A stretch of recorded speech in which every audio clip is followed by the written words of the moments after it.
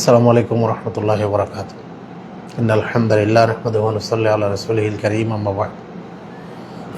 সুপ্রিয় দর্শক, আপনারা দেখছেন আত্মাহারিক টিভির নিয়মিত আয়োজন প্রশ্ন করে দিন জানুন এই অনুষ্ঠান।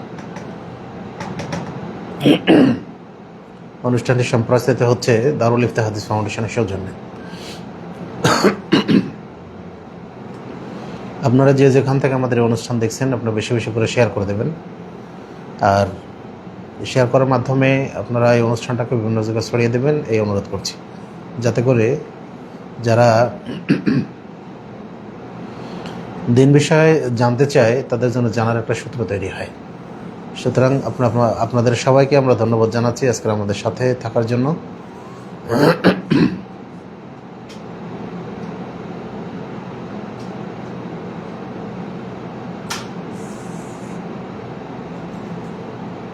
দাও দাও।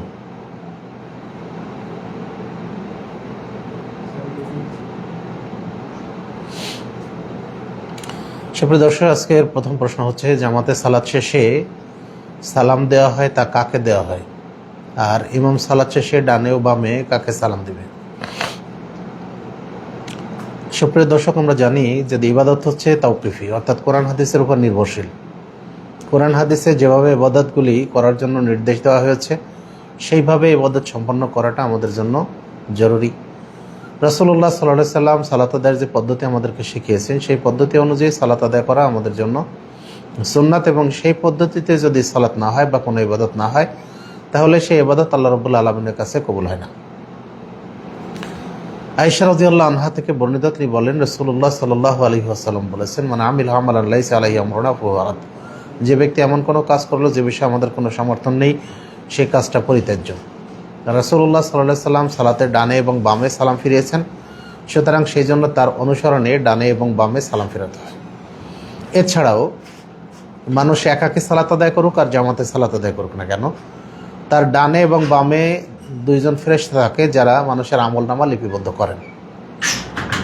তো প্রথমত যখন ডানে সালাম ফেরায়, তখন সে একাকী সালাত আদায়ের ক্ষেত্রে ফেরেশতাদেরকে সালাম করে। যখন তিনি জামাতে থাকেন, তখন ডানে এবং বামে যারা মুসল্লি এবং ফেরেশতা থাকেন, উভয়কে সালাম প্রদান করে থাকেন। এবার ভাই শহীদুল ইসলাম প্রশ্ন করেছেন, আমাদের বাড়ি থেকে ময়মনসিংহ জেলা সদরের দূরত্ব 35 কিলোমিটার। মাঝে মাঝে বিভিন্ন সময় ময়মনসিংহ 5-6 ঘন্টা সময়ের জন্য যাতায়াত করি। তখন সেখানে জোহর আসরের সালাতের ওক্ত হলে কসর সালাত আদায় করতে পারবো কি? যে কসর সালাত আদায় করা যাবে। দেখুন, কসর রাসূল সাল্লাল্লাহু আলাইহি ওয়াসাল্লাম কখনো 9 মাইলে, কখনো 7 মাইলে, কখনো 15 মাইলে কসর করেছেন। এখন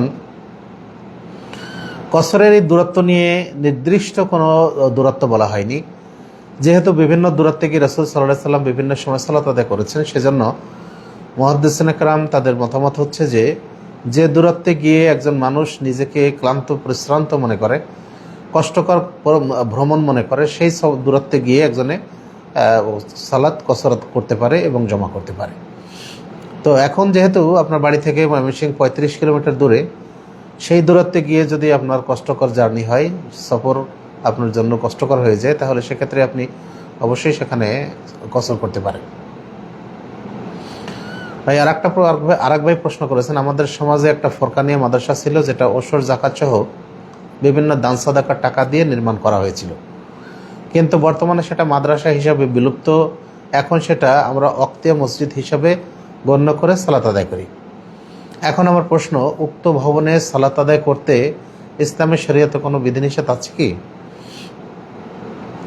দেখুন, ভবন যখন ওটা মসজিদ হিসাবে, মাদ্রাসা হিসেবে ব্যবহৃত হতো, তখন সে মাদ্রাসা হিসেবে ব্যবহৃত হওয়ার সময় সেখানে জাকাত, ওশর, ফিতরা, কোরবানির টাকা দিয়ে বা সাদাকার টাকা দিয়ে সে তৈরি হয়েছে। তো সে সময় এটাকে মাদ্রাসা হিসেবে গণ্য করা হতো। সে সময়ের বিষয়টা ভিন্ন। যখন মাদ্রাসা নেই বা মাদ্রাসা এখানে পাঠদান করা হয় না, তখন এটাকে যে কোনো কল্যাণকর কাজে ব্যবহার করা যেতে পারে। এখন এই ভবনকে বা এখন এই বিল্ডিংকে, এটাকে যদি মসজিদ হিসাবে পরিণত করা হয়, গণ্য করা হয়, তাতে শরীয়তে কোনো বাধা নেই। বরং যখন এটা মসজিদ হয়ে যাবে বা শুরু থেকেই কোনো মসজিদকে জাকাত ওশরের টাকা দিয়ে নির্মাণ করা, এটা নিষিদ্ধ, এটা যাবে না। তো যেটা একটা ঘর হয়ে গেছে, সেই ঘরটাকে যদি কেউ মসজিদ হিসেবে ব্যবহার করতে চান, সেক্ষেত্রে সমস্যা নেই। ভাই মিনহাজ পারভেজ প্রশ্ন করেছেন, এলেম অর্জন করার ফজিলত কি? আল্লাহ বলছেন, ইয়ারফাইল্লাহুল্লাযীনা আমানু ওয়াল্লাযীনা উতুল ইলমা দারাজাত। আল্লাহ রাব্বুল আলামিন যারা ঈমান এনেছে তাদের এবং যারা দ্বীনি ইলম অর্জন করেন তাদের মর্যাদা তিনি বৃদ্ধি করে দেন। রাসূলুল্লাহ সাল্লাল্লাহু আলাইহি ওয়াসাল্লাম বলছেন, তালাবুল ইলমি ফারিযাতুন আলা কুল্লি মুসলিমিন। প্রত্যেক মুসলমানের জন্য জ্ঞান অর্জন করা হচ্ছে ফরজ। সুনান ইবনে মাজাহ হাদিস নাম্বার 224। আল্লাহ রাব্বুল আলামিন বলছেন, ফালাউলা নাফারা মিন কুল্লি ফিরকাতিন মিনহুম তায়ফাতুন লিয়াতাফাক্কাহু ফিদ্দিন। মুমিনদের মধ্য থেকে একটা দল কেন বের হয় না? যাতে তারা দ্বীনের সূক্ষ্ম জ্ঞান অর্জন করতে পারে। ওয়ালিউনজিরু কওমাহুম ইযা রাজাউ ইলাইহিম। আর যখন তারা ফিরে আসবে তাদের কওমের নিকটে, তখন তাদেরকে সতর্ক করবে, লাআল্লাহুম ইয়াহজারুন, যাতে করে তারা সাবধান হয়, সতর্ক হয় জাহান্নাম থেকে, যাতে তারা সতর্ক হয় তাগুতের পথ থেকে, শিরক কুফর থেকে। তো আল্লাহ রাব্বুল আলামিন ইলম অর্জন করার জন্য বিশেষভাবে নির্দেশ দিয়েছেন, রাসূলুল্লাহ সাল্লাল্লাহু আলাইহি ওয়াসাল্লামও নির্দেশ দিয়েছেন। এই ইলম অর্জন করলে একজন মানুষ হারাম হালাল জানতে পারে, একজন মানুষ কিভাবে ইবাদত করতে হয় এবং ইবাদত কিভাবে আল্লাহ রাব্বুল আলামিনের নিকটে কবুলযোগ্য হয় সেই বিষয়ে সে জ্ঞান অর্জন করতে পারে। এজন্য আলী রাদিয়াল্লাহু আনহু তিনি বলছেন, আল ইলমু খায়রুম মিনাল মাল ফাইন্নাকা তাহরুসুল মাল ওয়াল ইলমু ইয়াহরুসুকা। তিনি বলছেন যে সম্পদের চেয়ে ইলম অর্জন করাটা হচ্ছে উত্তম, কারণ তুমি সম্পদকে পাহারা দাও আর ইলম তোমাকে পাহারা দেয়। তার মানে কোনটা হালাল আর কোনটা হারাম এটা জানার জন্য ইলম অর্জন করাটা এটা জরুরি, আর এটা দ্বীনি ইলমের মাধ্যমেই জানা যায়। দ্বীনি ইলম ছাড়া অন্য কোনোভাবে হারাম হালালের এই বিধান মানা এবং সেই অনুযায়ী আমল করা এটা আদৌ সম্ভব নয়। এই জন্য শেখুল ইসলাম শেখ বিন বাজ রাহিমাহুল্লাহ তিনি বলছেন যে মানুষের নিঃশ্বাস প্রশ্বাসের চেয়েও অধিকবার, মানুষের পানাহারের চেয়েও ইলম অর্জন করা অধিক জরুরি, কারণ ইলম পানাহার মানুষের দিনে একবার বা দুবার করলেই যথেষ্ট হয়, কিন্তু দ্বীনি ইলমের গুরুত্ব হচ্ছে তার নিঃশ্বাস প্রশ্বাসের চেয়েও অধিক, কারণ নিঃশ্বাস প্রশ্বাস ছাড়া মানুষ বেঁচে থাকতে পারে না।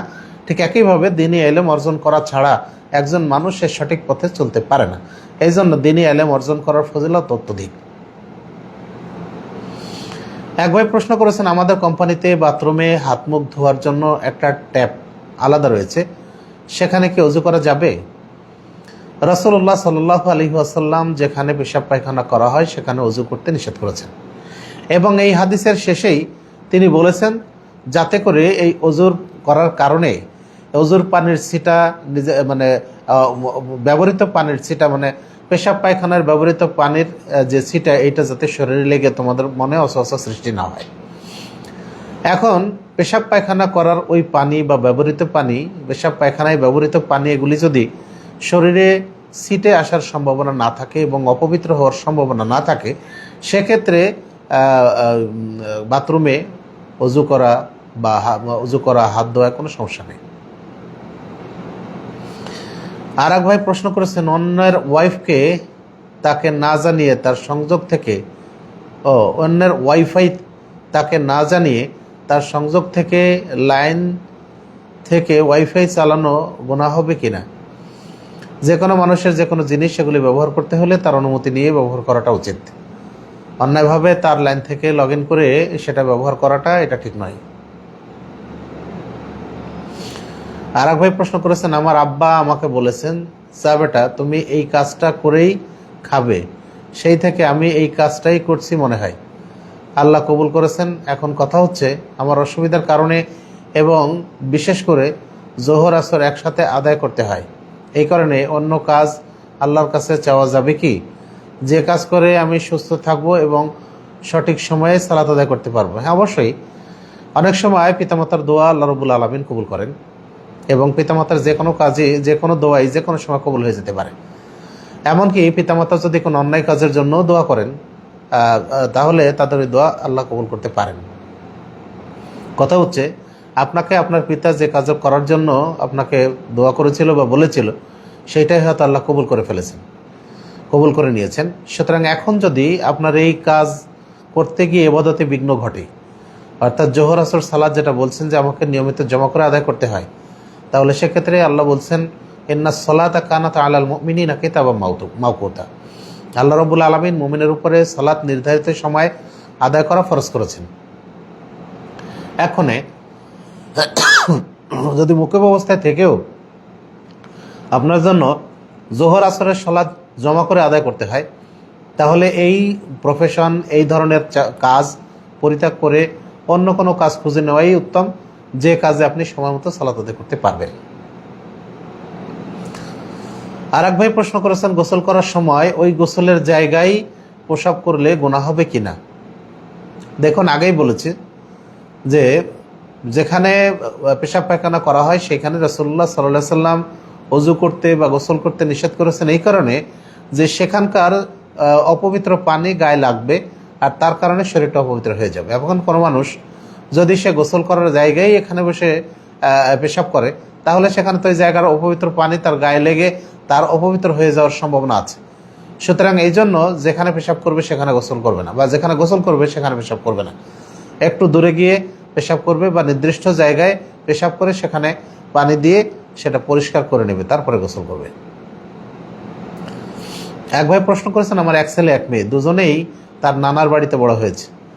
আমার শ্বশুর বাড়ি এবং আমার ভাইরার বাড়ি পাশাপাশি।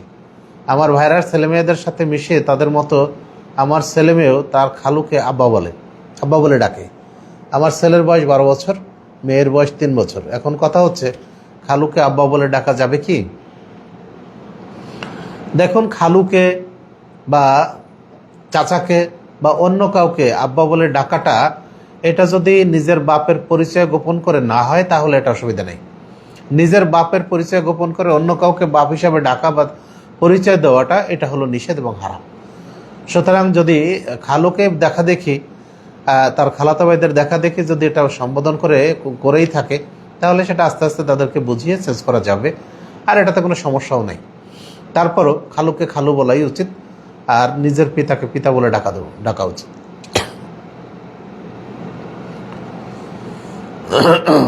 একবার প্রশ্ন করেছেন বাথরুমে বিবস্ত্র হয়ে গোসল করা যাবে কি? ফরজ গোসল হোক অথবা মুস্তাহাব গোসল হোক। রাসূলুল্লাহ সাল্লাল্লাহু আলাইহি ওয়াসাল্লাম একদিন পুরুষের সতর সম্পর্কে বললে সাহাবায়ে কেরাম বললেন যে আল্লাহ রাসূল, আমরা যখন একাকী থাকি তখন কি হবে? তখন তিনি বললেন যে আল্লাহ রাব্বুল আলামিন তিনি তোমাদের এই লজ্জার অধিক হকদার। বাথরুমে চারিদিকে ঘেরা, যেখানে কোনো মানুষ দেখতে পায় না, সেই সমস্ত জায়গায় কাপড় খুলে গোসল করা জায়েজ। তবে আল্লাহ রাব্বুল আলামিনকে অধিক লজ্জা করাটা আমাদের জন্য জরুরি। আমরা যদি জায়েজ হলেও বাথরুমে পোশাক পরিধান করে আল্লাহকে লজ্জা করে গোসল করাটাই আমাদের জন্য সমীচীন।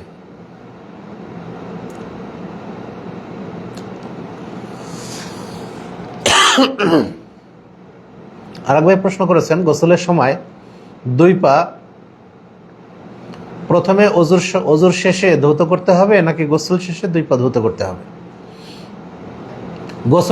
গোসলের পদ্ধতি হচ্ছে আগে অজু করে নেওয়া, অজুর অঙ্গ প্রত্যঙ্গ ধুয়ে নেওয়া, শুধু দুই পা ধোয়া ব্যতীত। এরপরে পুরো গোসল শেষে তারপরে দুই পা ধৌত করতে হয়, এটা হলো সুন্নাত। এখন যদি কোনো কারণে কেউ অজু করার সময় দুই পা ধুয়ে ফেলে তাতে গোসলের কোনো সমস্যা হবে না ইনশাআল্লাহ। তবে উত্তম হচ্ছে অজু সম্পন্ন করে শুধু পা ধোয়া ব্যতীত অজু সম্পন্ন করে তারপরে গোসল শেষে জায়গা পরিবর্তন করে যে জায়গায় গোসল করেছে সেই জায়গা থেকে একটু সরে গিয়ে তারপরে দুই পা ধৌত করা, এটা হলো মুস্তাহাব।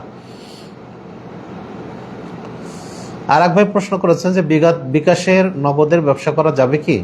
দেখুন, বিকাশ বা নগদের যারা এজেন্ট, তাদের প্রত্যেকেরই দুইটা করে সাধারণত দুইটা করে বিকাশ অ্যাকাউন্ট থাকে। একটা হলো পার্সোনাল আর একটা হচ্ছে এজেন্ট। এখন এজেন্টে কখনো টাকা জমা রাখা যায় না, বা শুধু যে দিনের টাকাটা সেদিনই তাকে করতে হয়, বা 1-2 দিনের জন্য রাখা যায়। কিন্তু মাসের পর মাস এজেন্ট অ্যাকাউন্টে টাকা জমা রাখা যায় না।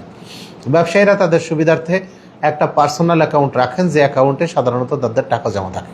এখন এই পার্সোনাল অ্যাকাউন্টে অনেক সময় যদি টাকা বেশি থাকে তাহলে সেক্ষেত্রে কর্তৃপক্ষ, বিকাশ বা নগদের কর্তৃপক্ষ তাকে ওই টাকার উপরে একটা ইন্টারেস্ট দিয়ে থাকে। এই ইন্টারেস্ট গ্রহণ করাটা এটা হলো হারাম।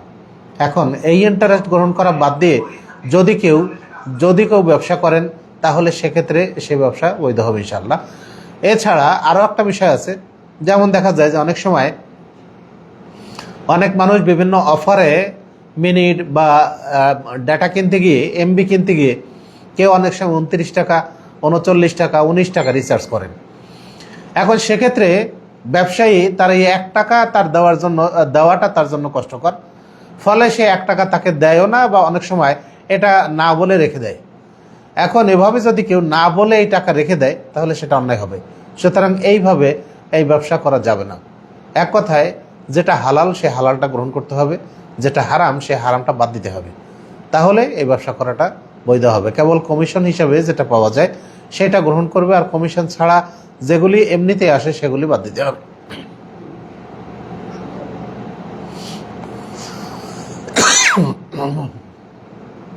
ভাই আবু বকর সিদ্দিক আমাদেরকে দেখছেন জয়পুরহাট থেকে, জাযাকুমুল্লাহ খাইরান।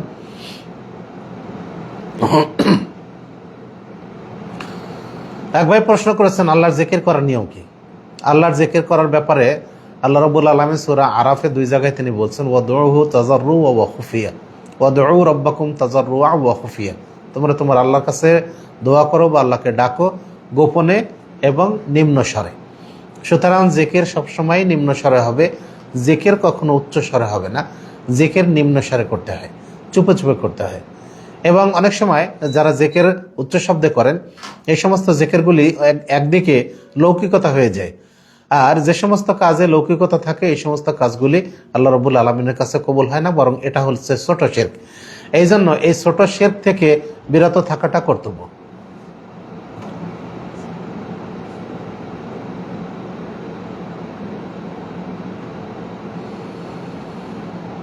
আয়েশা রাদিয়াল্লাহু আনহা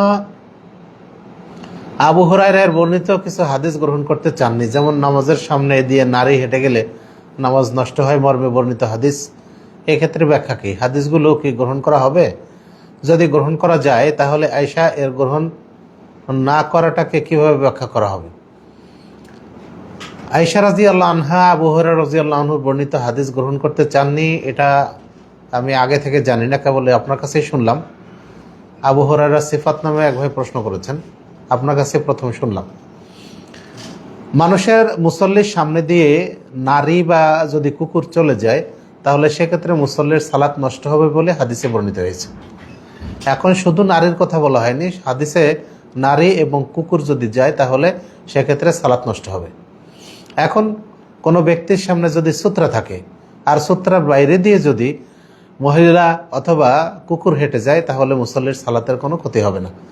কিন্তু তার সূত্রার মধ্য দিয়ে বা সেজদার স্থানের মধ্য দিয়ে যদি কোনো মহিলা অথবা কোনো কুকুর হেঁটে যায় তাহলে সেক্ষেত্রে মুসল্লির সালাতের খুশুখুজু নষ্ট হয়, মুসল্লির সালাতে বিঘ্ন ঘটে। এই জন্যই রাসূলুল্লাহ সাল্লাল্লাহু আলাইহি সাল্লাম এটা বলেছেন যে মুসল্লির সালাত বিনষ্ট হবে। মূলত একেবারে যে সালাত বাতিল হয়ে যায় বিষয়টা মোটা নয়, এখানে একাগ্রতা বিনষ্ট হবে। ভাই আব্দুল্লাহ মামুন প্রশ্ন করেছেন, মসজিদের ছাদে ফলের গাছ লাগানো যাবে কি? সেই টাকা মসজিদের কাজে লাগানো হয়, সমস্যা আছে কি? মসজিদের ছাদে কর্তৃপক্ষের অনুমতি ক্রমে, যারা মসজিদ পরিচালনা করেন তাদের অনুমতি ক্রমে মসজিদের ছাদে ফলের গাছ লাগানো বা অন্য কিছু করা যাবে, যদি মসজিদের কোনো ক্ষতি না হয়, আর অবশ্যই সেই টাকা মসজিদের কাজে ব্যবহার করতে হবে।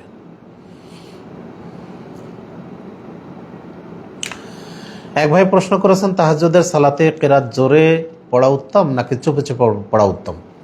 তাহাজ্জুদ সালাত যদি একাকী পড়া হয় তাহলে সেক্ষেত্রে কিরাত নীরবে পড়াটাই উত্তম, কারণ আশপাশে অন্য কোনো মুসল্লি থাকলে তার সালাতে বিঘ্ন করতে পারে, অথবা কোনো মানুষ যদি ঘুমন্ত থাকে তাহলে তার ঘুমের ব্যাঘাত ঘটতে পারে। এই জন্য তাহাজ্জুদ সালাতে তা কিরাত নিম্ন স্বরে পড়াটাই উত্তম। তবে যদি তাহাজ্জুদ সালাত মসজিদে জামাতে আদায় করা হয় তাহলে সেক্ষেত্রে কিরাত সরবে পড়তে হয়।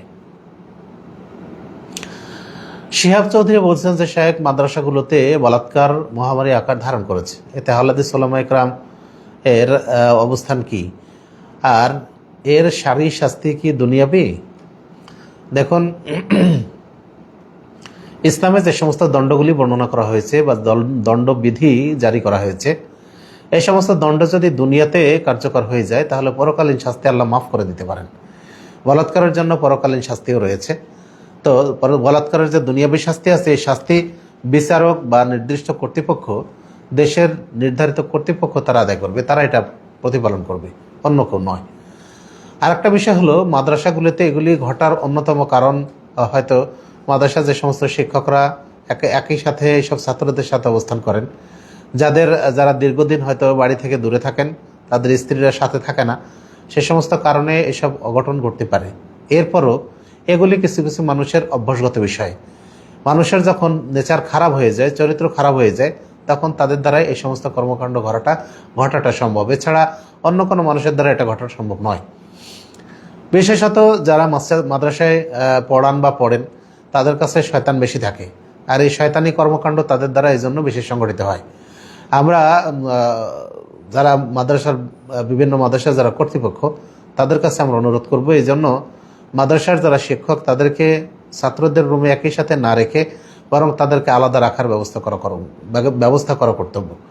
সেই সাথে ছাত্রদের রুমে যদি সিসিটিভি ব্যবস্থা করা যায় তাহলে এগুলি কমানো সম্ভব। আর যারা এই ধরনের কাজ করবে তাদেরকে দৃষ্টান্তমূলক শাস্তি দেওয়া দরকার, কর্তৃপক্ষের অনুমতিতে, অথবা তাদেরকে আইনের হাতে তুলে দেওয়া দরকার, যাতে করে এই ধরনের কুলাঙ্গার লোকেরা আর দ্বিতীয়বার এই ঘটনা ঘটানোর সুযোগ না পায়।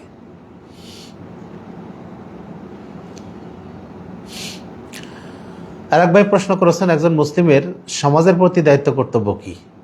রাসূলুল্লাহ সাল্লাল্লাহু আলাইহি ওয়াসাল্লাম বলেছেন, আলা কুল্লুকুম রাঈন ওয়া কুল্লুকুম মাসউলুন আন রাইয়াতিহি। তোমরা প্রত্যেকেই দায়িত্বশীল এবং তোমাদের প্রত্যেকের দায়িত্ব সম্পর্কে কিয়ামতের দিন জিজ্ঞাসিত হবে। এখন সমাজে যদি অন্যায় অবিচার এগুলি চলতে থাকে তাহলে এগুলির সাধ্যমতো প্রতিবাদ করা। রাসূলুল্লাহ সাল্লাল্লাহু আলাইহি ওয়াসাল্লাম বলছেন, মান রাআ মিনকুম মুনকারান ফালিয়ুগাইয়িরহু বিয়াদিহি ফাইন লাম ইয়াস্তাতি ফাবিলিসানিহি ওয়া ইন লাম ইয়াস্তাতি ফাবিকলবিহি ওয়া যালিকা আযআফুল ঈমান। তোমাদের কেউ যদি কোনো খারাপ কাজ দেখে, সংগঠিত হতে দেখে, তাহলে সেটাকে হাত দ্বারা বাধা দিবে। যদি হাত দ্বারা বাধা দেওয়া সম্ভব না হয় তাহলে সেটাকে মুখ দ্বারা বাধা দিবে। যদি মুখের মাধ্যমেও সেটাকে বাধা দেওয়া সম্ভব না হয় তাহলে অন্তরে সেটাকে ঘৃণা করবে। আর এটা হচ্ছে ইমানের দুর্বলতম পরিচয়, এটা হচ্ছে দুর্বল ইমানের পরিচয়। এখন সমাজে নানা ধরনের অন্যায় অবিচার, নানা ধরনের ঘটনা ঘটে।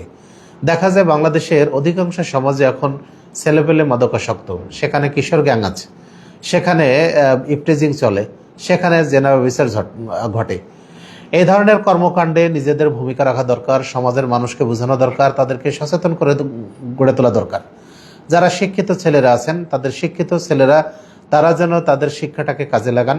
কারণ একজন মানুষ সে যদি প্রকৃত শিক্ষায় শিক্ষিত হয় তাহলে তার মধ্যে নম্রতা, ভদ্রতা, শালীনতা, মূলত মানবিক মূল্যবোধগুলি জাগ্রত হয়।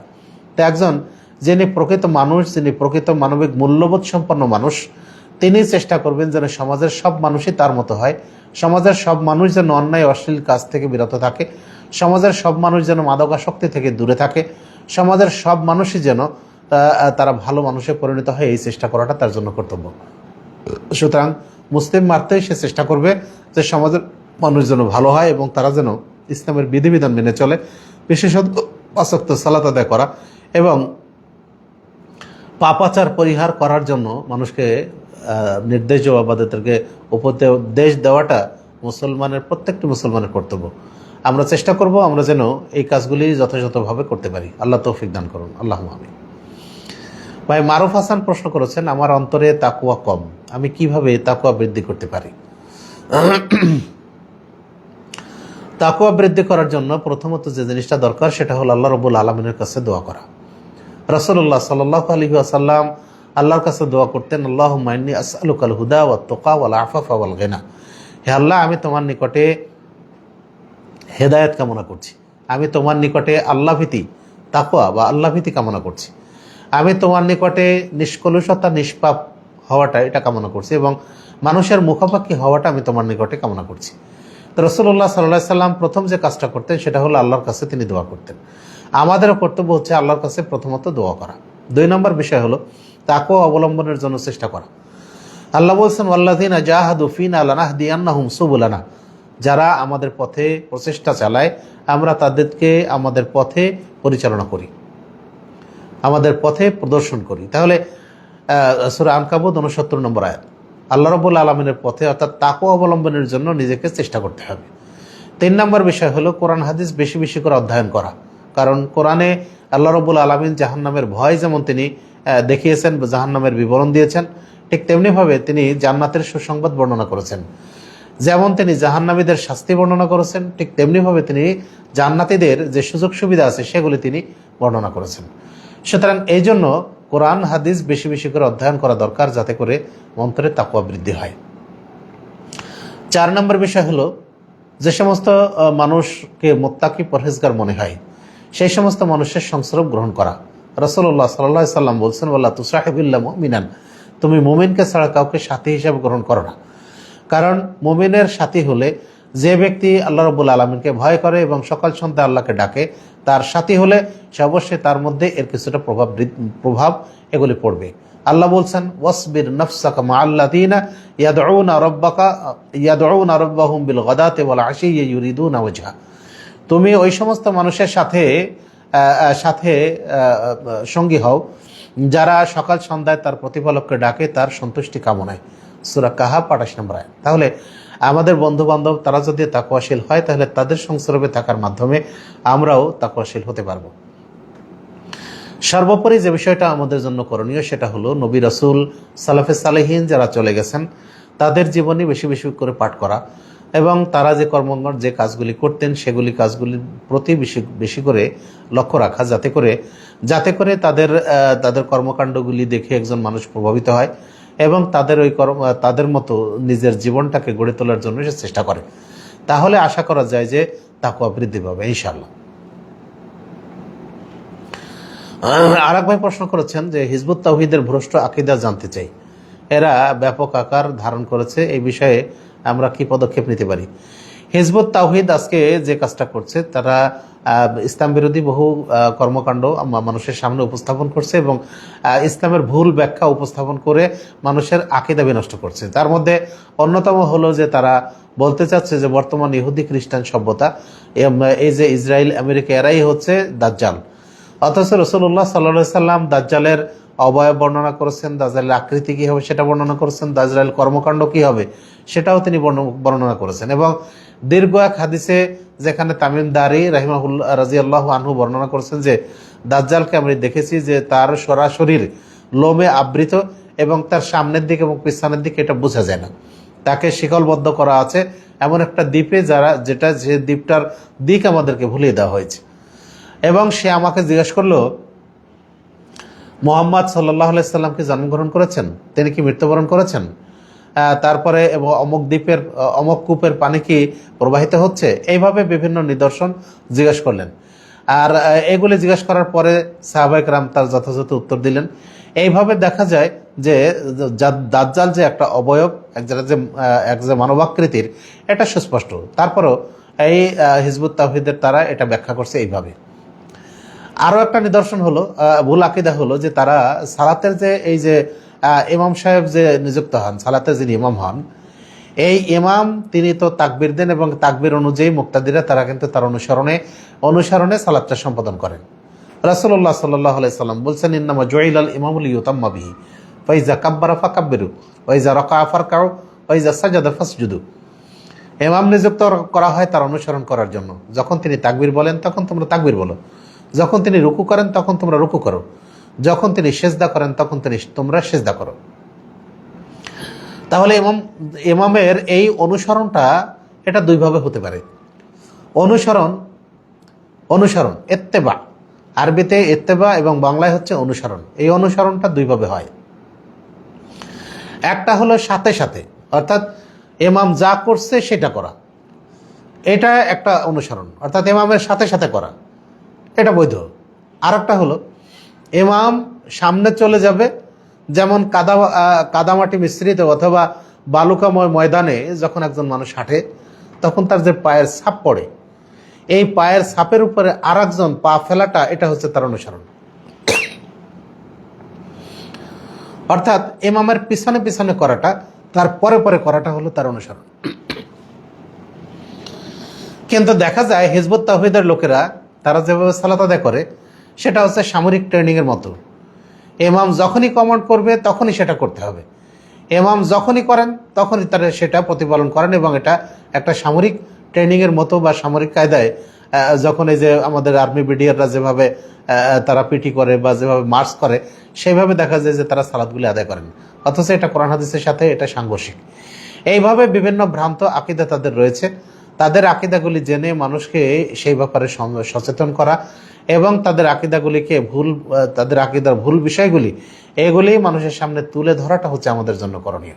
তাহলে আশা করা যায় যে তাদের এই ফিতনা থেকে সাধারণ মানুষকে রক্ষা করা সম্ভব হবে। আল্লাহ আমাদেরকে হেফাজত করুন। মামুন মিল জালাল ভাই প্রশ্ন করেছেন যে বিসমিল্লাহকে সূরা ফাতিহার অংশ নাকি বিষয়ে মতভেদ আছে? বিসমিল্লাহ সূরা ফাতিহার অংশ কিনা এই ব্যাপারে মতভেদ আছে। আনাস রাদিয়াল্লাহু আনহু বলছেন যে আমি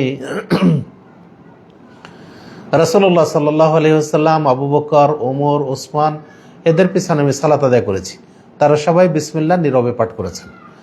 তো জেহেরি সালাতে যেখানে সূরা ফাতিহা সরবে পাঠ করা হয় সেখানে সহিহ বুখারীর হাদিস, সেখানে তারা নীরবে পাঠ করেছেন। এর দ্বারা প্রমাণিত হয় যে সূরা ফাতিহা বিসমিল্লাহ সূরা ফাতিহার অংশ নয়। এছাড়া অন্য হাদিস দ্বারা বোঝা যায় যে সূরা ফাতিহা বিসমিল্লাহর অংশ। এভাবে কোন ওলামায়ে কেরাম বিসমিল্লাহকে সূরা ফাতিহার অংশ হিসাবে বর্ণনা করেছেন। সুতরাং এ বিষয়ে মতভেদ আছে। তো স্পষ্ট যেটা সহিহ বুখারীর হাদিস অনুযায়ী যে সূরা ফাতিহা বিসমিল্লাহর অংশ নয়, যেহেতু আবু বকর, রাসূলুল্লাহ সাল্লাল্লাহু আলাইহি ওয়াসাল্লাম, আবু বকর রাদিয়াল্লাহু আনহু, ওমর রাদিয়াল্লাহু আনহু বিসমিল্লাহ জেহেরি সালাতে নীরবে পাঠ করতেন। ভাই আবু মুসা প্রশ্ন করেছেন যে গোলাম মোস্তফা বা মোস্তফা কিংবা গোলাম মাওলা এ নাম রাখা যাবে কি? দেখুন, গোলাম মোস্তফা মানে হচ্ছে মোস্তফার গোলাম, মোস্তফার দাস। মোস্তফা বলা হয় রাসূলুল্লাহ সাল্লাল্লাহু আলাইহি সাল্লামকে। মোস্তফা রাসূলুল্লাহ সাল্লাল্লাহু আলাইহি সাল্লামের একটা লকব। এখন কোনো মানুষ মোস্তফার গোলাম হতে পারে না, কোনো মানুষ মাওলার গোলাম হতে পারে না। মাওলা মানে আমাদের দেশে মাওলা মানে অভিভাবক, মাওলা মানে হচ্ছে মালিক, মাওলা মানে হচ্ছে বন্ধু ইত্যাদি। তো কোনো মানুষ মাওলার গোলাম হতে পারে না। তবে মাওলা দ্বারা যদি আল্লাহকে বোঝানো হয়, যেহেতু আল্লাহ রাব্বুল আলামিন নিজেকে মাওলা হিসেবে উল্লেখ করেছেন সূরা বাকারার শেষ 2 আয়াতে, তো সেক্ষেত্রে যদি গোলাম মাওলা এটা ব্যবহার করা, এটা আল্লাহকে বোঝানো হয়, সেক্ষেত্রে এটা ব্যবহার করা যাবে, এই নাম রাখা যাবে। অথবা শুধু মুস্তফা যদি কেউ নাম রাখে তাহলে সেটা রাখা যাবে, কিন্তু গোলাম মুস্তফা রাখা, এই ধরনের নাম রাখা ঠিক নয়।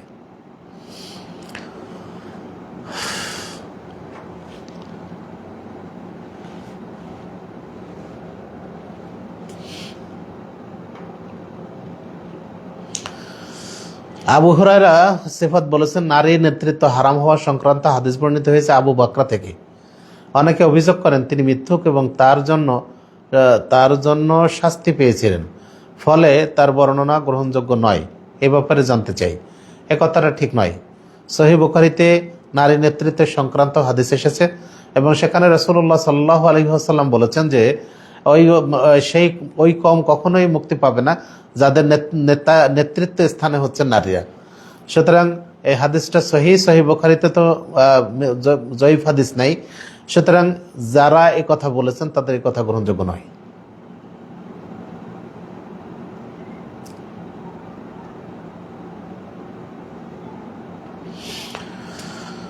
এক ভাই প্রশ্ন করেছেন, কোন ব্যক্তি নিয়মিত কবিরা গুনাহের মধ্যে নিমজ্জিত এবং বান্দার অনেক হক নষ্ট করেছেন, এখন এই ব্যক্তি সমস্ত পাপ থেকে তওবা করে কিভাবে বিনা শাস্তিতে জান্নাত পাবে?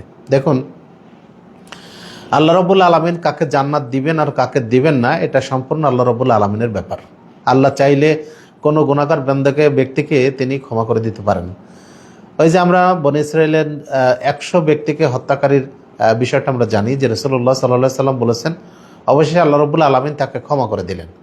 তা আল্লাহ যদি চান তাহলে ক্ষমা করার জন্য তাকে কিভাবে ক্ষমা করা যায় তার উপায়, তার কোনো উপকরণ এটা আল্লাহ রাব্বুল আলামিন তৈরি করে দেবেন যদি আল্লাহ চান। তবে রাসূলুল্লাহ সাল্লাল্লাহু আলাইহি ওয়াসাল্লাম বলেছেন আল্লাহ রাব্বুল আলামিন বান্দার হক তিনি কখনো মাফ করবেন না।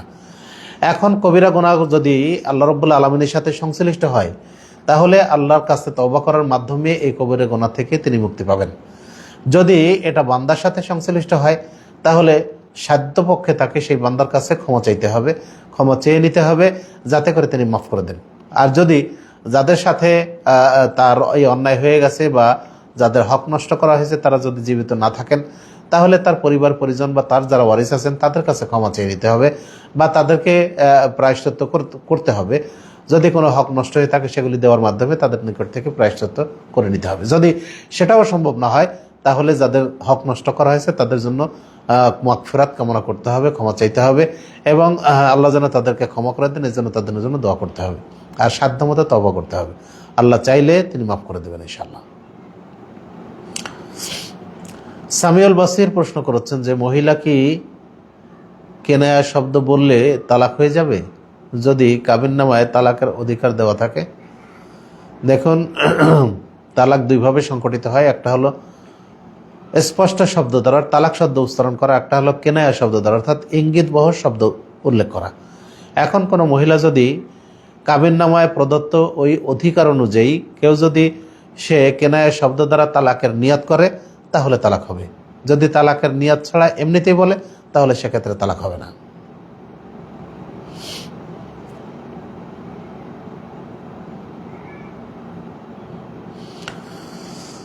আমাদের দেশে জনৈক আলেমের নাম গোলাম রসুল, এ ধরনের নাম রাখা যাবে কি? এক ভাই প্রশ্ন করেছেন। দেখুন, গোলাম রসুল এর আগেই আমরা বললাম যে গোলাম মাওলা, ওখানে দেওয়া ছিল গোলাম মুস্তাফা। গোলাম মুস্তাফার নাম রাখা এটা ঠিক নয়। অনুরূপভাবে গোলাম রসুল নাম রাখাটাও ঠিক নয়, এটা শিরকি নাম। কারণ রসুলের কেউ গোলাম হয় না, রসুলের কেউ দাস হয় না, দাস হয় আল্লাহর। সেই জন্য গোলাম রহমান বা গোলাম মাওলা এ ধরনের নাম রাখা যেতে পারে যে মাওলার দ্বারা উদ্দেশ্য হচ্ছে আল্লাহ রাব্বুল আলামিন। পালিয়ে বিয়ে করা কি বৈধ হবে? পিতামাতার অবাধ্য হয়ে বিয়ে করা কি জায়েজ? পালিয়ে বিয়ে করার পর তাদের পক্ষ থেকে যে সন্তান হবে সেই সন্তান কি বৈধ হবে? সজীব রহমান প্রশ্ন করেছেন। প্রথমেই কথা হচ্ছে পালিয়ে বিয়ে। রাসূলুল্লাহ সাল্লাল্লাহু আলাইহি ওয়াসাল্লাম বলছেন আলিনুন নিকাহ, তোমরা বিবাহটাকে প্রচার করো। সুতরাং যে বিবাহ প্রচার না করে গোপনে করা হয় সে বিবাহ আদৌ বৈধ নয়। 2 নম্বর বিষয় হলো যদি মেয়ের অভিভাবক না থাকে, সাধারণত সমাজে বা পরিবারে পিতাই অভিভাবক হন। এখন কোনো মেয়ের যদি বিয়েতে অভিভাবক না থাকে, পিতা সম্মতি না থাকে, তার উপস্থিতি না থাকে, তাহলে সেক্ষেত্রে ওই মেয়ের বিবাহ বৈধ নয়। রাসূলুল্লাহ সাল্লাল্লাহু আলাইহি ওয়াসাল্লাম বলছেন আইয়ুমা ইমরাতিন নাকাহাত বিগাইরি ইযনি ওয়ালিহা ফানিকাহুয়া বাতিল বাতিল বাতিল। যে মহিলা তার ওলির অনুমতি ব্যতীত, অভিভাবকের অনুমতি ব্যতীত বিবাহ করে তার বিবাহ বাতিল বাতিল বাতিল। তাহলে সে কারণে তার বিবাহ বাতিল। আর এই বিবাহ এভাবে পালিয়ে বিবাহ করার কারণে যদি তাদের সন্তান জন্মগ্রহণ করে তাহলে সেই সন্তানও বৈধ হবে না। ওঠো।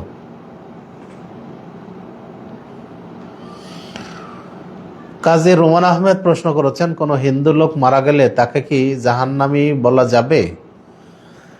দেখুন, হিন্দু লোক সে হচ্ছে স্পষ্টভাবে শিরকারী, স্পষ্টভাবে সে কুফরিকারী, কারণ আল্লাহর বিধান সে মানেনি, আল্লাহর বিধান অনুযায়ী সে ঈমান আনেনি। সে কারণে কোনো হিন্দু লোক মারা গেলে সে জাহান্নামী সেটা বলা যেতে পারে, কারণ সে তো শিরকি কাজই করেছে, সারা জীবন সে দেবদেবীর পূজা করেছে, আল্লাহর তো ইবাদত করেনি। সে কারণেই মূলত তাকে জাহান্নামী বলা যাবে। কামাল মিয়া ভাই আমাদেরকে দেখেছেন দাম্মাম থেকে, জাযাকুমুল্লাহ খাইরান। আব্দুল আহাদ ভাই দেখছেন আমাদেরকে কুয়েত থেকে, ধন্যবাদ। আবুল বাশার শুভ, জাযাকুল্লাহ খাইরান। যে সকল ভাইয়েরা জীবিকা উপার্জনে থাকতে দীর্ঘদিন দেশের বাইরে থাকেন বা পরিবার থেকে দূরে থাকেন, তাদের জন্য ইসলামের কোনো বাধা নিষেধ বা যেমন আমরা সব করে সালাত আদায় করি অর্ধেক, এরকম কোনো সুবিধা আছে কি? ও, সফরে সালাত আদায় করি অর্ধেক, এরকম কোনো অসুবিধা আছে কি? না।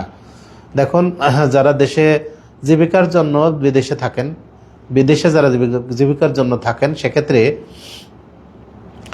স্ত্রীর চাহিদা বা পরিবারের চাহিদা পূরণের জন্য মাঝে মধ্যেই দেশে আসাটা কর্তব্য। ওমর রাদিয়াল্লাহু আনহু তার সৈন্যবাহিনীকে জিজ্ঞেস করেছিলেন, তার মেয়ে হাফসাকে জিজ্ঞেস করেছিলেন যে একজন মানুষ তার স্বামী ছাড়া, একজন মহিলা তার স্বামী ছাড়া কতদিন অবস্থান করতে পারে, ধৈর্য ধারণ করতে পারে? তখন হাফসা রাদিয়াল্লাহু আনহা উত্তর দিয়েছিলেন যে 4 মাস অপেক্ষা করতে পারে, ধৈর্য ধারণ করতে পারে। তা এখন যদি সম্ভব হয় তাহলে এই ধরনের সময়ের মধ্যে দেশে আসা ঘুরে যাওয়াটা এটা কর্তব্য। আর যদি সেটা সম্ভব না হয় তাহলে স্ত্রীর সাথে কথা বলার মাধ্যমে যতদিন সে অপেক্ষা করতে পারে, ধৈর্য ধারণ করতে পারে, ততদিন বাইরে থাকা, এরপরে দেশে আসার চেষ্টা করাটা কর্তব্য। কারণ রাসূলুল্লাহ সাল্লাল্লাহু আলাইহি ওয়াসাল্লাম তিনি এক হাদিসে বললেন, তোমার জন্য তোমার রবের হক আছে, তোমার জন্য তোমার শরীরের হক আছে, তোমার জন্য তোমার স্ত্রীর হক আছে, সুতরাং তুমি প্রত্যেকের হক যথাযথভাবে আদায় করো। এখন যে পরিবার পরিজনের ভরণ পোষণের জন্য মানুষ কষ্ট করে বিদেশে যায়, প্রবাসে থাকে, তাদের হক যদি যথাযথভাবে আদায় করাই না হয়, দেখা যায় অনেক সময় প্রবাসী ভাইদের ছেলেমেয়েরা অনেক সময় তারা বখাটে হয়ে যায়, বিভিন্ন দুশ্চরিত্রের হয়, লেখাপড়া থেকে দূরে থাকে, এই সমস্ত কর্মকাণ্ড তাদের দ্বারা বেশি হয়। এখন যাদের জন্য বিদেশে যাওয়া তারাই যদি নষ্ট হয়ে যায়, তাহলে সেক্ষেত্রে এই অর্থ উপার্জন করে লাভ কি? বরং তার চেয়ে দেশে বসে তাদের সঠিকভাবে মানুষ করা, তাদের হক যথাযথভাবে আদায় করা এবং একটু কষ্ট হলেও ওই স্বল্প উপার্জনে বা স্বল্প আয়ে জীবনধারণ করাটাই আমাদের জন্য কর্তব্য। তারপরও অনেক মা বোনেরা আছেন যারা অনেক ধৈর্যশীল, ধৈর্য ধারণ করতে পারেন। আমরা তাদের জন্য উপদেশ দেব, যে সমস্ত ভাইয়েরা প্রবাসে আছেন তারা যেন পরিবার পরিজনের সাথে সর্বদা যোগাযোগ রাখেন, তাদের সাথে সদ্ব্যবহার করেন, তাদের প্রয়োজনগুলি পূরণের চেষ্টা করেন, এবং যারা দেশে আছেন তাদের মাধ্যমে হলেও তাদের খোঁজখবর যেন সবসময় রাখেন, এই অনুরোধ আমরা করব। আল্লাহ সবাইকে সুযোগ করে দিন, তারা সবাই যেন পরিবার পরিজনের যথাযথ খোঁজখবর নেয় এবং তাদের সাধ্যমতো হক আদায় করার জন্য তৌফিক দান করেন। আল্লাহুম্মা আমিন।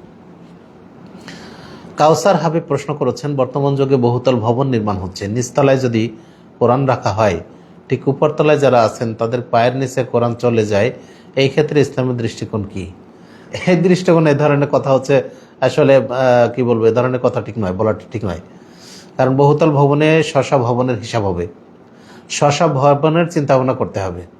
যেখানে নিচে কোনো কিছু দেখা সম্ভব নয়, কোনো কিছু নিচের জিনিস অনুভব করা সম্ভব নয়, সেখানে যদি কোরআন রাখা হয় এটার জন্য কোনো অসুবিধা নেই, এটাতে কোনো ক্ষতি নেই। এক ভাই প্রশ্ন করেছেন, ইসলামী ব্যাংকে অর্জিত মুনাফা সওয়াবের নিয়ত ছাড়া কোথায় দান করা যাবে? যে কোনো ব্যাংক থেকে অর্জিত মুনাফা সওয়াবের নিয়ত ছাড়া যে কোনো খাতে দান করা যাবে। মেহেদি হাসান প্রশ্ন করেছেন, পরিবারের সবাই বেনামাজি, তাদের মধ্যে কেউ মারা গেলে জানাজা পড়া যাবে কি? যদি তাদের ইমাম থাকে, সালাত আদায় না করলেও যদি ইমাম থাকে, সালাতকে যদি অস্বীকার না করে, সালাতের ফরজিয়তকে যদি অস্বীকার না করে, তাহলে সেক্ষেত্রে তাদের জানাজা আদায় করা যাবে। মকবুল হোসাইন প্রশ্ন করেছেন যে,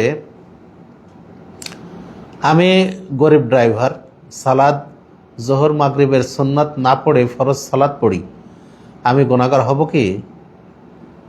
মকবুল হোসেন, আসাম, ভারত থেকে। দেখুন, প্রথমত আল্লাহ রাব্বুল আলামিন ফরজ সালাতের হিসাবটাই নেবেন, আর সুন্নাত সালাতের মাধ্যমে ফরজ সালাতের যদি ঘাটতি থাকে তাহলে সেটা পূরণ হবে। এছাড়াও 5 ওয়াক্ত সালাতের যে 10 রাকাত, 12 রাকাত বা 14 রাকাত সুন্নাত আছে, এই সুন্নাত সালাতগুলির মাধ্যমে আল্লাহ রাব্বুল আলামিন কিয়ামতের জান্নাতে একটা ঘর নির্মাণ করবেন। এ ধরনের বিভিন্ন ফজিলত হাদিসে বর্ণিত হয়েছে। এখন বাধ্যগত কারণে যদি এই সুন্নাতগুলি পড়া না যায়, তার জন্য আল্লাহ রাব্বুল আলামিন ক্ষমা করে দেবেন ইনশাআল্লাহ। শিহাব বিন হাসান প্রশ্ন করেছেন, কেউ যদি দুর্ঘটনায় নিহত হয়, অসাবধানতাবশত হোক, আর গাড়ি এসে যদি তাকে নিহত করে, সেটা কি তার তাকদির হিসাবে গণ্য হবে? আবার হারাম গ্রহণ করে, সেটাও কি তার তাকদির হিসাবে গ্রহণ হবে? দেখুন, এসব বিষয়গুলি অবশ্যই তাকদিরের। আর আল্লাহ রাব্বুল আলামিন মানুষের কর্মের স্বাধীনতা দিয়েছেন, তাকে হালাল পথ দেখিয়েছেন, তাকে হারাম পথও দেখিয়েছেন। এখন এই ক্ষেত্রে তার কর্মের স্বাধীনতা আল্লাহ দিয়েছেন, আর এই কর্মের স্বাধীনতা দেওয়ার মাধ্যমেই তার পুরস্কার অথবা তার তিরস্কার হবে। আল্লাহ বলছেন, ওয়াহাদাইনাহুন নাজদাইন, আমরা তাকে 2টি পথ প্রদর্শন করেছি। সূরা দাহরে আল্লাহ রাব্বুল আলামিন বলছেন, ইন্না হাদাইনাহু সাবিলা ইম্মা শাকিরা ওয়া ইম্মা কাফুরা, আমরা তাকে পথ দেখিয়েছি, হয় সে কৃতজ্ঞ হবে অথবা সে অকৃতজ্ঞ হবে। তাহলে আল্লাহ পথ দেখিয়েছেন এবং এখানে স্বাধীনতা দিয়েছেন। এখন কেউ যদি হারাম গ্রহণ করে, হারামটা বাদ দিয়ে, তাহলে এই কারণেই তার শাস্তি হবে, যেহেতু তাকে হালাল গ্রহণ করার মতো সুযোগ তাকে আল্লাহ দিয়েছিলেন। সুতরাং এই ক্ষেত্রে সে অবশ্যই দায়ী হবে। আর মৃত্যুর বিষয়টা এটা আল্লাহ রাব্বুল আলামিন তার যার যেমন তকদিরে আছে সেভাবেই তার হবে, অর্থাৎ তার মৃত্যুটা এইভাবে হবে বলে আল্লাহ রাব্বুল আলামিনের জ্ঞানে তার ইলমে রয়েছে, সেজন্য তিনি তার তাকদিরে এই বিষয়টা লিখেছেন। এক ভাই প্রশ্ন করেছেন, সালাতে দুজন ব্যক্তি মাসবুক, এখন একজন আরেকজনকে ইমামতির মতো অনুসরণ করে এভাবে মাসবুক মুসাল্লির ইমামতি করার হুকুম কি? মাসবুকের অনুসরণ করার ক্ষেত্রে সালাফে সালেহিন এটা নিষেধ করেছেন। এই কারণে যদি মাসবুককে ইমাম করে মুসল্লি তার অনুসরণে সালাত আদায় করতেই থাকে, তাহলে সালাতের জামাত কখনো শেষ হবে না, এটা চলতেই থাকবে। এ কারণে এটা নয়, বরং একাধিক মাসবুক ব্যক্তি যদি এসে দেখেন যে সালাত শেষ হচ্ছে, তাহলে তারা একত্র হয়ে একজনকে ইমাম নিযুক্ত করে তারা তার ইমামতে সালাত আদায় করবে, মাসবুক ব্যক্তির ইমামতিতে নয়।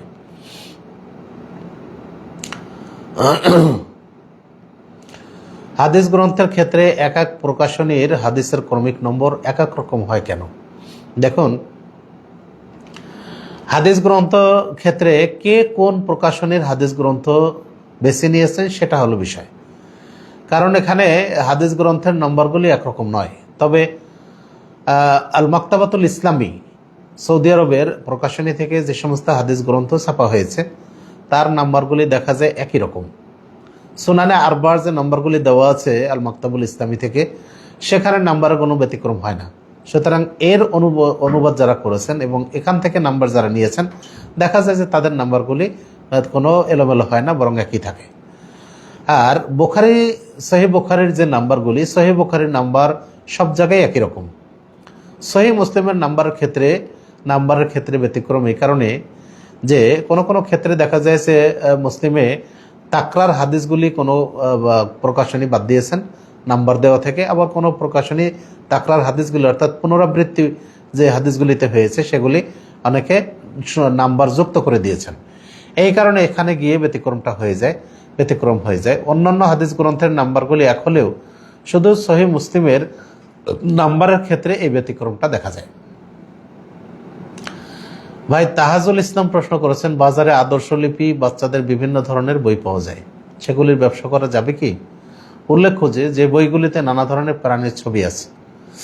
দেখুন, ছবি মূর্তি আল্লাহ রাব্বুল আলামিন রাসূলুল্লাহ সাল্লাল্লাহু আলাইহি ওয়াসাল্লাম নিষেধ করেছেন এবং তিনি বলেছেন কিয়ামতের দিন আল্লাহ রাব্বুল আলামিন যারা এই ছবি মূর্তি অঙ্কন করতো তাদেরকে বলবেন যে তোমরা এইগুলিতে প্রাণ সঞ্চার করো, এবং তারা তখন প্রাণ সঞ্চার করতে পারবে না, ফলে তাদেরকে শাস্তি দেওয়া হবে।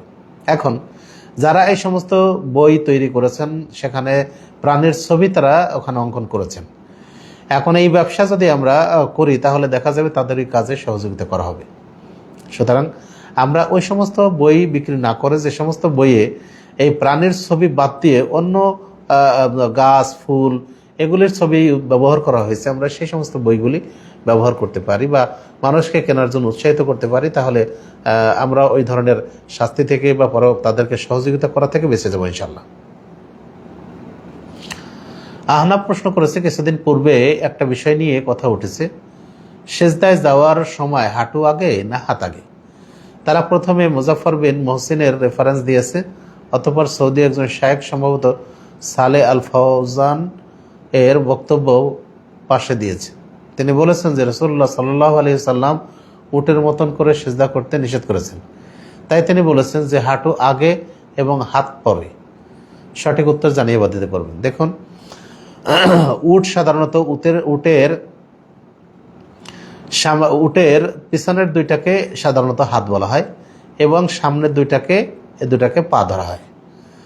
আর উট যখন বসে তখন কিন্তু তার পিছনের দুইটা আগে ভেঙে তারপরে বসে।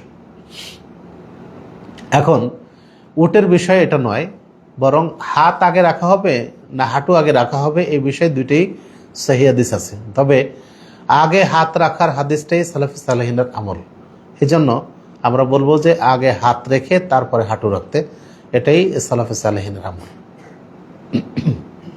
ওটা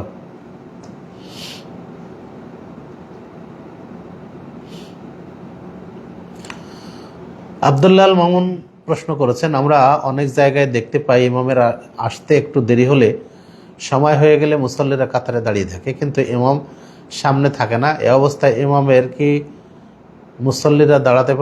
আগে কি মুসল্লিরা দাঁড়াতে পারবে? রাসূলুল্লাহ সাল্লাল্লাহু আলাইহি ওয়াসাল্লামকে না দেখা পর্যন্ত সাধারণত সাহাবায়ে কেরাম কাতারে সোজা করতেন না বা কাতারে দাঁড়াতেন না।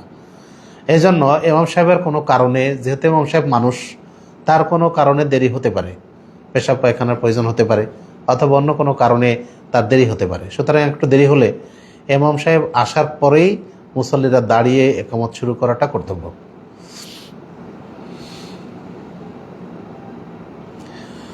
এক ভাই প্রশ্ন করেছেন যে বেতের সালাতে এক সালামে পড়া উত্তম নাকি 2 সালামে পড়া উত্তম।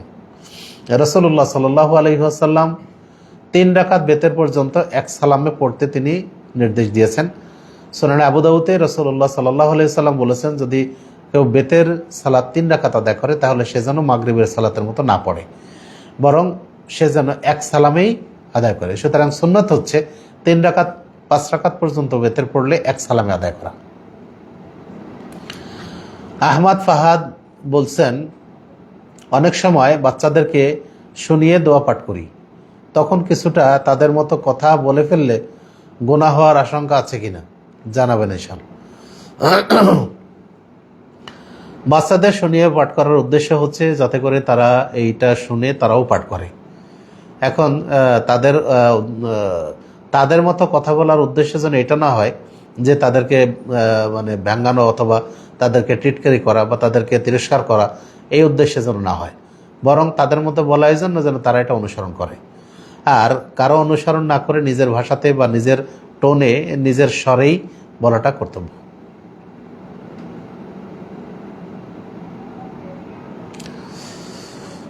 শায়েখ মতিউর রহমান মাদানী বলেন, সাংগঠনিক বায়াত করা বিদআত, এই বক্তব্য কি সহি?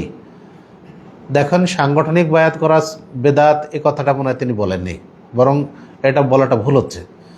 সাংগঠনিক ক্ষেত্রে বায়াত গ্রহণ করাটা যেতে পারে, কিন্তু আমভাবে বায়াত করা, যে কোনো মানুষ আসবে তাকেই বায়াত করা, এটা ঠিক নয়। যে কোনো মানুষের বায়াত গ্রহণ করাটা ঠিক নয়। সাংগঠনিক বায়াত তো থাকতেই হবে। কোনো মানুষ যদি চাকরি গ্রহণ করে, একটা পিওনের চাকরি হলেও তাকে শপথ করতে হয়, তাকে নিয়োগপত্রে সই করতে হয়, এটা তার একটা বলা যায় চুক্তিনামা, বা এটা তার এক ধরনের বায়াত, এটা তার এক ধরনের শপথ। সুতরাং এই ধরনের এই সাংগঠনিক যে বায়াত বা শপথ, এটা প্রত্যেকটা ক্ষেত্রেই আছে। আপনি কোনো প্রতিষ্ঠানে চাকরি করতে যাবেন, সেই প্রতিষ্ঠানের কিছু নিয়মকানুন থাকে, সেই নিয়মকানুন মেনে সেখানে সই করে তারপরে চাকরিতে জয়েন করতে হয়, ওটা এক ধরনের শপথ বা বায়াত।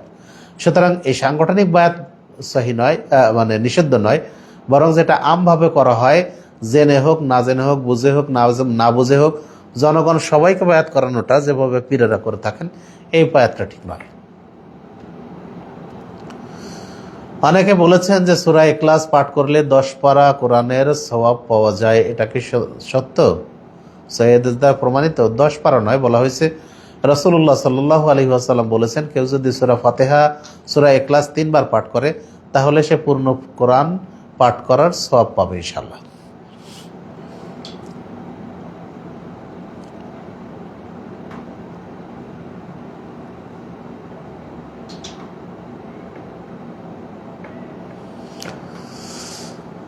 এক ভাই প্রশ্ন করেছেন, বাড়ি থেকে শয়তান জিন তাড়ানোর জন্য মাহান এনে বাড়ি বন করা, এটা কি ইসলাম ভঙ্গের কারণের মধ্যে পড়ে? ইসলাম ভঙ্গের 10টি কারণের মধ্যে একটি কারণ করা হয়েছে যে জাদু করা। এখন মানে বাড়ি বন করা অথবা শরীর বন করা, এটা ইসলাম ভঙ্গের কারণের মধ্যে পড়বে কি না জানতে চাই। বন করা না বন্ধ করা, বাড়ি বন্ধ করা। কোনো জাদুকরকে নিয়ে এসে এভাবে বাড়ি বন্ধ করাটা ঠিক নয়। আপনি জিন শয়তান তাড়ানোর জন্য বাড়িতে সূরা বাকারা উচ্চ শব্দে পাঠ করেন এবং নিজেরা পাঠ করেন। সূরা বাকারা, আলে ইমরান পাঠ করলে শয়তান সেই বাড়িতে প্রবেশ করে না, রাসূলুল্লাহ সাল্লাল্লাহু আলাইহি ওয়াসাল্লাম বলেছেন। সুতরাং আপনি সূরা আলে ইমরান, সূরা বাকারা এই দুইটা নিজেরা বাড়িতে পাঠ করেন।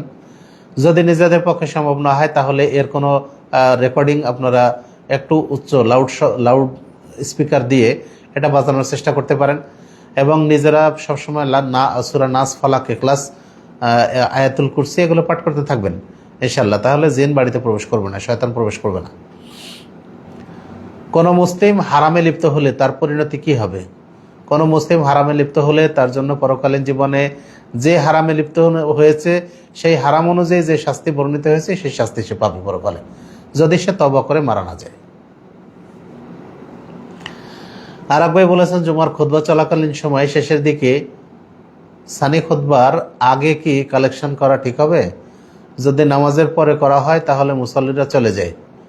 এই ক্ষেত্রে জুমার খুতবার সময় আদায় করার কোনো দলিল পাওয়া যায় না, বরং যদি প্রয়োজন হয় তাহলে সালাত শেষে আদায় করতে হবে।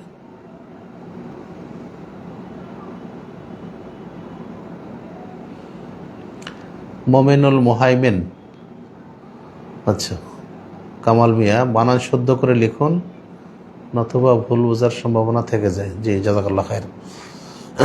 আমার পরিবারের লোক সবাই মাজার পূজারী, মাজারে বিশ্বাস করে, আর মনে করা হয় তো যে আল্লাহ সব জায়গায় এখন তাদের ঈমান আছে এবং তারা সালাত আদায়কারীর অন্তর্ভুক্ত না, তারা মারা গেলে কি তাদের জানাজা পড়া যাবে?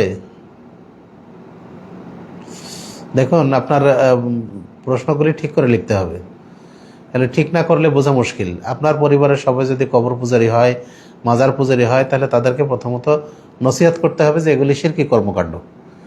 যদি তারা এগুলি জানার পরও না শোনে এবং তারা যদি শিরক অবস্থায় মারা যায়, সাথে সাথে যদি সালাত সিয়াম আদায় করে, তাহলে বোঝা যাবে তাদের যে ঈমান ছিল কিন্তু তারা কবিরা গুনাহগার। আর এই কবিরা গুনার কারণে পরকালীন জীবনে তাদের শাস্তি হবে, আর ঈমান থাকার কারণে এই শাস্তি পরিমাণ যখন শেষ হবে তখন হয়তো তারা জান্নাতে যেতে পারে। এই জন্য তাদের জানাজা সালাত পড়া যেতে পারে। আর যদি নসিহত করার পরেও তারা এটা না মানে, জ্ঞান থাকার পরেও না মানে, তাহলে সাধ্যমতো তাদেরকে এড়িয়ে চলতে হবে। আব্দুল গফুর প্রশ্ন করেছেন এক রাকাত বেতের সালাত পড়ার নিয়ম কি? এক রাকাত বেতের সালাত আমরা যেভাবে সালাত আদায় করি ওইভাবেই আদায় করতে হবে। এরপর বেতের কুনুত পড়ার সময় আপনি রুকুর আগে অথবা পরে হাত তুলে রুকুর দোয়াটা আপনি পাঠ করতে পারেন, বেতের দোয়াটা পাঠ করতে পারেন। এক ভাই প্রশ্ন করেছেন আমাদের মসজিদে জামাত চলাকালীন অনেক মুসল্লি সশব্দে সূরা দোয়া পড়ে থাকে, পার্শ্বে যে থাকে তার দোয়া কেরাতে এলোমেলো হয়ে যায়, তার ব্যাপারে হাদিসের বিধান কি? রাসূলুল্লাহ সাল্লাল্লাহু আলাইহি ওয়াসাল্লাম এক সময় মসজিদে ইতিকাফ অবস্থানকালে তিনি মুতাকাফিরদের উদ্দেশ্য করে বললেন, যারা ইতিকাফকারী ছিলেন তাদেরকে উদ্দেশ্য করে বললেন যে তোমরা তোমাদের কোরআনের তেলাওয়াতের মাধ্যমে অন্যের বিরক্তির কারণ ঘটাবে না। অর্থাৎ যদি কেউ সালাত আদায় করতে থাকে তাহলে তার পথ সে কোরআন তেলাওয়াত করলেও কোরআন তেলাওয়াতটা নিম্নস্বরে করতে হবে, অনুচ্চ শব্দে করতে হবে, যাতে অন্য মুসল্লির সালাতে বিঘ্ন না ঘটে। এখন যারা দোয়া কেরাত এগুলি উচ্চ শব্দে পড়েন তাদেরকে বোঝাতে হবে যে দোয়া দুরুদ এগুলি পড়াটা উচ্চ শব্দে নয়, বরং নিম্ন শব্দে পড়াটা হলো রাসূল সাল্লাল্লাহু আলাইহি সাল্লামের পক্ষ থেকে নির্দেশ। সুতরাং এইভাবে তাদেরকে বোঝাতে হবে। আশা করা যায় যে তারা এটা বুঝে তাদের আমলগুলি সংশোধন করে নেবেন। এক ভাই প্রশ্ন করেছেন অডিও কোরআন তেলাওয়াত শুনলে কি সওয়াব হবে? জি, যদি মনোযোগ সহকারে শোনা যায় তাহলে ইনশাআল্লাহ সওয়াব হবে।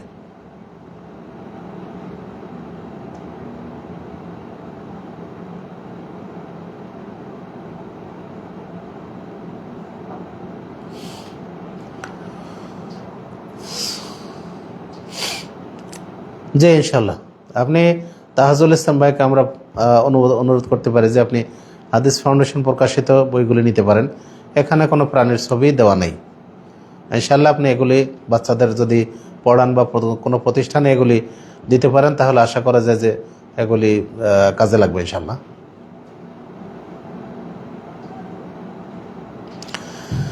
আমরা আজকের অনুষ্ঠানের একেবারেই শেষ পর্যায়ে চলে এসেছি। আমরা আজকে আর নতুন করে কোনো প্রশ্ন নিব না।